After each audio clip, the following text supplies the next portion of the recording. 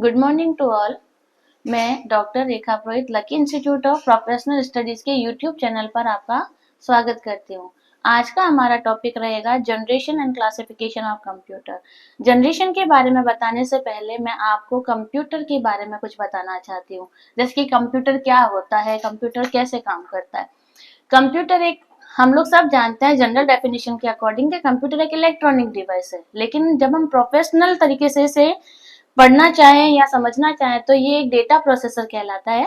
क्यों? क्योंकि जब यूजर इसे इनपुट देता है तो यूजर से इनपुट लेने के बाद में ये उसे प्रोसेस करके मीनिंगफुल इंफॉर्मेशन में कन्वर्ट करता है और वह मीनिंगफुल इंफॉर्मेशन हमें आउटपुट के रूप में प्राप्त होती है, इसलिए इसे डेटा प्रोसेसर कहा जाता है।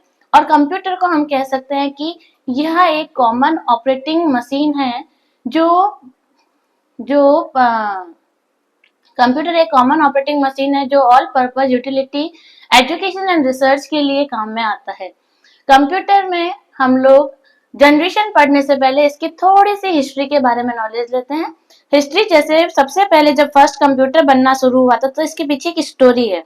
जब एक छोटा बच्चा था जिसका नाम था, जो कंप्यूटर के फादर्स कहलाते हैं, जनक जो कहलाते हैं, चार्ल्स बेबेज। चार्ल्स का एक था कि उनके फादर जो थे वो अकाउंटिंग का काम करते थे। अकाउंटिंग का काम करते करते उनको इतना टाइम दिन भर में लग जाता था कि अगर एडिशंस करने हैं, सब्ट्रैक्शंस करने हैं, तो अपने घर में फैमिली में किसी को टाइम नहीं दे पाते थे और बहुत ज्यादा परेशान हो जाते थे, दिन भर काम करके थक जाते थे। तो चार्ल्स ने सोचा कि मैं एक ऐसा डिवाइस क्यों ना बनाऊं जिससे मेरे फादर की हेल्प हो जाए। तो उन्होंने एक छोटा सा डिवाइस बनाया जिसे हमने कैलकुलेटिंग डिवाइस और कैलकुलेटर कहा था। तो यहाँ से कैलकुलेटर से कंप्यूटर का आविष्कार होना शुरू हुआ। इसको हमने 3 पार्ट में डिवाइड कर दिया था, डार्क एज, मिडल एज और मॉडर्न एज। डार्क एज में हमारे पास में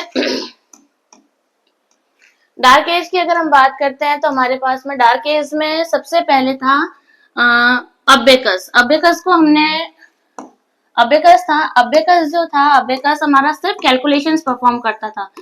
अबाकस की अगर हम बात करते हैं तो वो सिर्फ एडिशन का काम कर सकता था।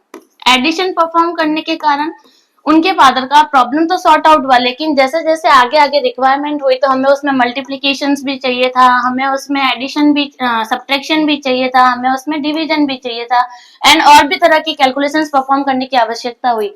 तो उसमें धीरे धीरे मॉडिफिकेशंस किए गए और फीचर्स ऐड किए गए, जिससे आज तक का हमारा कंप्यूटर डेवलप हुआ। लेकिन उसमें जब सबसे पहले हमारा अबेकस बना था तो इसमें मेमोरी भी नहीं थी। मेमोरी को डेवलप किया गया। मेमोरी को डेवलप करने के लिए सबसे पहले हमारे पास एक साइंटिस्ट जो आईबीएम कंपनी से बिलोंग करते थे, उन्होंने पंच कार्ड का सिद्धांत दिया था। पंच कार्ड के सिद्धांत की वजह से, पंच कार्ड के कारण ही हमारे सिस्टम के अंदर मेमोरी यानी कि डेटा को स्टोर करने की कैपेसिटी डेवलप की गई। इसमें उन्होंने 0 एंड 1 इस तरह से कार्ड को पंच करने के बाद में इस तरह का स्ट्रक्चर था, उसमें 0 स्पेस 0 और स्पेस, इस तरह से होल और स्पेस, होल को उन्होंने 0 स्पेस को 1 से इंडिकेट किया, जिससे बाद में इनको बाइनरी कोड्स कहा गया।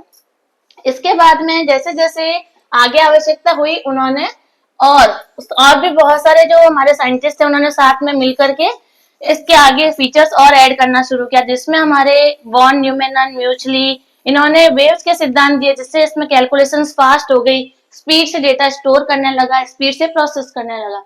उसके बाद में एक लेडी एडा करके प्रोफेसर आए थे, उन्होंने सबसे पहले डिजिटल कंप्यूटर का कॉन्सेप्ट रखा था और मार्केट में रिसर्च पर्पज के हिसाब से एक सिस्टम लॉन्च किया था, जिसे सबसे पहली जनरेशन का कंप्यूटर कहा गया था। अब हम आते हैं जनरेशन पे।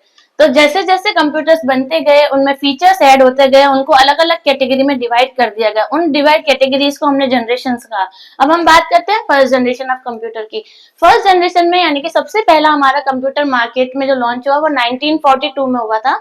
इसका टाइमिंग पीरियड जो था 1942 से 1955 का रहा था। 1942 में हमारे पास जो सबसे पहला कंप्यूटर आया था उससे जो हम कह सकते हैं स्विचिंग डिवाइस उसमें जो था हमारा वैक्यूम ट्यूब्स यानी कि जो बिल्कुल निर्वात होता है, जिसमें से हम डेटा को आसानी से ट्रांसमिट कर सकते हैं, लेकिन वो अंदर से फास्फोरस से कोटेड होती है। वैक्यूम ट्यूब एक टेक्नोलॉजी थी जिसे फर्स्ट जनरेशन में यूज किया गया था। और फर्स्ट जनरेशन के जो कंप्यूटर्स थे उसमें हमारे पास एनिएक, एडसेक, एडवेक, यूनिवेक फर्स्ट, ये कंप्यूटर्स के नाम थे। एनिएक को हमने कहा था electronic numerical integrated and calculators तो जो फर्स्ट जनरेशन के कंप्यूटर थे उनको हमने कैलकुलेटिंग डिवाइस और कैलकुलेटर के नाम से पहचाना था। जनरेशंस के आगे बढ़ते हैं तो इसमें इसके जो मेन एडवांटेज थे वो था कि ये फास्ट, अपने टाइम का सबसे फास्ट कंप्यूटर था और इसके अंदर मशीन लैंग्वेज में प्रोग्रामिंग की गई थी। वैक्यूम ट्यूब्स क्योंकि बहुत सारी एक साथ सिस्टम में यूज ली जाती थी, तो सिस्टम के अंदर हम कह सकते हैं कि सिस्टम का साइज बहुत बड़ा था, सिस्टम बहुत भारी था, सिस्टम पोर्ट नहीं किया जा सकता था एक प्लेस से दूसरे प्लेस तक। सिस्टम के अंदर बहुत सारे व्यक्ति एक साथ खड़े होकर काम करते थे। ये हीट एक्सट्रैक्ट करता था बहुत ज्यादा। हीट एक्सट्रैक्ट करने की वजह से एयर कंडीशनर रूम की आवश्यकता इसके लिए होती थी। नेक्स्ट हम चलते हैं सेकंड जनरेशन पर। सेकंड जनरेशन, इसमें वैक्यूम ट्यूब को रिप्लेस कर दिया गया था ट्रांजिस्टर से, क्योंकि सिस्टम में एक ट्रांजिस्टर से काम पॉसिबल नहीं था, तो मल्टीपल ट्रांजिस्टर्स उसमें ऐड किए गए। वैक्यूम ट्यूब मल्टीपल थी जो थाउजेंड्स में आ रही थी, इसीलिए उसको रिप्लेस करके हमने अगर ट्रांजिस्टर्स लगाए तो ट्रांजिस्टर्स भी थाउजेंड्स में ऐड किए गए, जिससे सिस्टम का वेट भारी ही था, सिस्टम बड़ा ही था साइज में, लेकिन जनरेशन फर्स्ट के कंपैरिजन में उसे छोटा कहा गया। वो भी हीट एक्सट्रैक्ट करता था, वो भी एसी रिक्वायरमेंट, उसे भी चलाने के लिए जो एसी रूम या एयर कंडीशनर रूम है उसकी आवश्यकता थी, उसको भी हम पोर्ट नहीं कर सकते थे। इस जनरेशन का जो हमारा टाइम पीरियड था वो 1959 से 1965 के अराउंड में रहा था। ये फर्स्ट जनरेशन से छोटे, फास्टर और ज्यादा रिलायबल सिस्टम्स थे। इसमें ट्रांजिस्टर्स यूज आते थे और ये कम से कम 6000 से लेकर के 3 लाख ऑपरेशंस को पर सेकेंड में परफॉर्म करने की कैपेबिलिटी रखते थे। 1/10 the price of first generation, और पहली जनरेशन जो थी उसका 1/10वां भाग इसकी कॉस्ट हो गई थी, यानी कि ये पहली जनरेशन से सस्ते थे। Become common in larger business and universities, और सबसे ज्यादा ये कॉमन लार्ज बिजनेस में और यूनिवर्सिटीज में यूटिलाइज किए जाने लगे थे। नेक्स्ट थर्ड जनरेशन पे चलते हैं। थर्ड जनरेशन में हमारे पास ट्रांजिस्टर्स को रिप्लेस कर दिया गया था इंटीग्रेटेड सर्किट से। इंटीग्रेटेड सर्किट आने से हमारे सिस्टम का साइज बहुत ही कॉम्पैक्ट हो गया था, क्योंकि इसमें चिप डिजाइन कर दी गई थी। इंटीग्रेटेड सर्किट को चिप्स के ऊपर ट्रांसमिट कर दिया गया था। इसका टाइम पीरियड जो था 1965 से लेकर के अराउंड 1972 था। इसमें इंटीग्रेटेड सर्किट्स में बहुत सारे ट्रांजिस्टर्स को एक ही सिलिकॉन के पीस के ऊपर ट्रांसमिट किया गया था या अप्लाई किया गया था। इसकी साइज छोटी होने की वजह से इसमें डेटा को स्टोर करना, डेटा को कैलकुलेशन करना बहुत फास्ट हो गया था। ये फर्स्ट और सेकंड दोनों जनरेशन के कंपैरिजन में बहुत ही रिलायबल सिस्टम था और ये किसी भी डेस्कटॉप पे फिट किया जा सकता। हालांकि पोर्टेबल नहीं था, लेकिन हम किसी सिस्टम के ऊपर इसको आसानी से पोर्ट कर सकते थे। एक प्लेस से दूसरे प्लेस तक आसानी से ले जाना तो पॉसिबल नहीं था, क्योंकि पोर्ट नहीं किया जा सकता इसको, लेकिन एक सिस्टम पे, एक डेस्कटॉप पे, डेस्क के ऊपर रख के इसमें आसानी से हम काम कर सकते थे। इतना साइज इसका कॉम्पैक्ट हो गया था। ये 1 लाख से लेकर के 40 लाख तक के ऑपरेशंस को पर सेकंड में परफॉर्म कर सकता था। इसकी कॉस्ट फर्स्ट और सेकंड जनरेशन के कंपैरिजन में भी बहुत कम हो गई थी। हम कह सकते हैं सेकंड जनरेशन का 10वां भाग इसका कॉस्ट थी। और ये कंप्यूटर्स बहुत ही कॉमनली यूज आने लगे थे कमर्शियल पर्पस से, कमर्शियल बिजनेस के अंदर। नेक्स्ट हम चलते हैं। Next fourth generation computer. Fourth generation computer में हमारे पास इंटीग्रेटेड सर्किट को रिप्लेस किया गया था माइक्रो प्रोसेसर से, या फिर हम कह सकते हैं लार्ज स्केल इंटीग्रेटेड सर्किट से। इसका जो ईरा था वो 1972 से अभी तक जो जनरेशन हम काम में ले रहे हैं वो फोर्थ जनरेशन है। एंड फिफ्थ जनरेशन हम सोचते हैं फ्यूचर में हमारे सिस्टम्स ऐसे होंगे। इसमें यूज किया जाता था लार्ज स्केल को, जो very large scale integrated circuit थे। इसके अंदर एक ही सिलिकॉन की चिप के ऊपर बहुत सारी आईसीज को इम्प्लीमेंट किया गया था। इसके अंदर फंक्शंस बहुत सारे परफॉर्म किए जा सकते थे। ये और भी कॉम्पैक्ट था थर्ड जनरेशन से। उसमें डेटा को स्टोर करने और प्रोसेस करने की स्पीड भी बहुत फास्ट थी, रिलायबल था और प्राइस भी बहुत ही कम थी। इसके अंदर कम से कम 5 लाख से लेकर के हम लोग करोड़ों ऑपरेशन पर सेकेंड में परफॉर्म कर सकते थे, और इसकी कॉस्ट भी फर्स्ट, सेकेंड, थर्ड की और फर्स्ट जनरेशन, सेकेंड जनरेशन और थर्ड जनरेशन के कंपैरिजन में बहुत कम थी। ये बहुत ही कम अमाउंट में परचेज किया जा सकता था और हर कोई व्यक्ति अपने पर्सनल कंप्यूटर के रूप में से यूटिलाइज करने लगा था। ये घर में, बिजनेस में यूज आने वाला बहुत ही कॉमन सिस्टम था।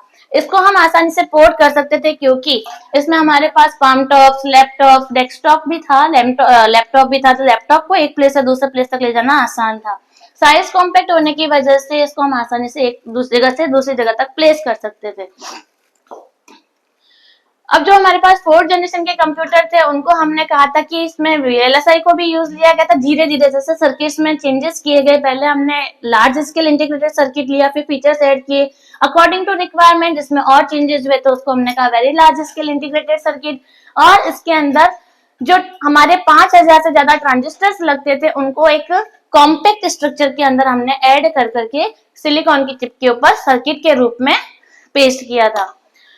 माइक्रो प्रोसेसर्स को हमने इसमें जो सर्किट हमने बनाया था उसको हमने माइक्रो प्रोसेसर कहा था। फोर्थ जनरेशन के कंप्यूटर जो थे बहुत ही पावरफुल कंप्यूटर हैं, कॉम्पैक्ट है, रिलायबल है, अफोर्डेबल है। इसका रिजल्ट ये है कि हर कोई व्यक्ति इसे पर्सनल कंप्यूटर के रूप में यूटिलाइज करता है। इसके एडवांटेज में हमारे पास आ जाता है कि इसमें very large scale integrated circuit का हम टेक्नोलॉजी को यूज लेते हैं, बहुत ही सस्ते हैं, पोर्टेबल है, रिलायबल है, पीसीज की तरह हम इसे आसानी से यूटिलाइज कर सकते हैं।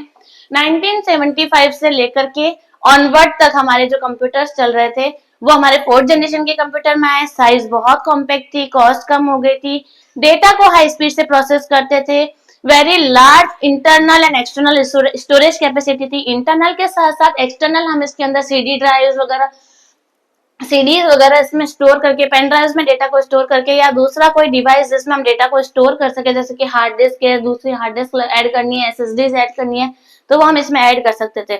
इसमें सिर्फ एक ही इसका ड्रॉबैक था कि हाई सोफिस्टिकेटेड टेक्नोलॉजी की रिक्वायरमेंट थी मैन्युफैक्चरर को मैन्युफैक्चरिंग करने के लिए माइक्रो प्रोसेसर की चिप को। जब माइक्रो प्रोसेसर की चिप को बनाया जाए, उसके अंदर मल्टीपल सर्किट्स ऐड किए जाए, तो उन सर्किट्स को प्रॉपरली वर्क कर सके उसके लिए हाई सोफिस्टिकेटेड टेक्नोलॉजी की रिक्वायरमेंट हो रही थी। यही इसका एक ड्रॉबैक था। फिफ्थ जनरेशन कंप्यूटर अभी प्रोसेस में चल रहा है। फिफ्थ जनरेशन कंप्यूटर्स का main drawback of first to fourth generation computer is that the computer have not their own thinking power.